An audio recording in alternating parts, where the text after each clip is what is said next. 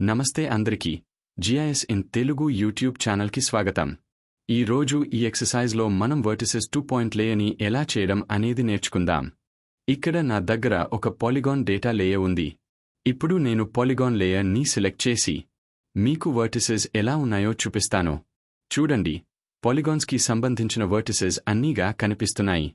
ముందుగా అనాలిసిస్ ట్యాబ్కి వెళ్ళి టూల్స్ని ఓపెన్ చేద్దాం.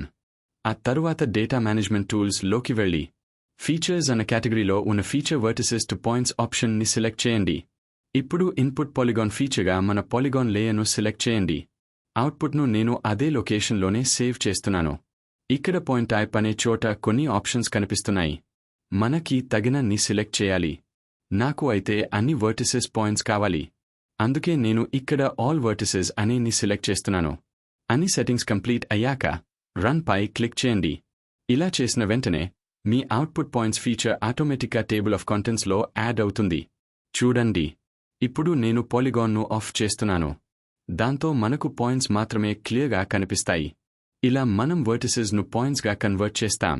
చూడండి, ఈ విధంగా పాలిగాన్స్లోని అన్ని వర్టిసెస్ సులభంగా పాయింట్ ఫీచర్స్గా తయారవుతాయి.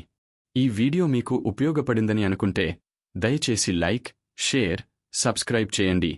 మళ్ళీ కలుద్దాం. Thank you. మీ సూచనలు, సలహాలు ఏమైనా ఉంటే దయచేసి కామెంట్ బాక్స్లో తెలియజేయండి.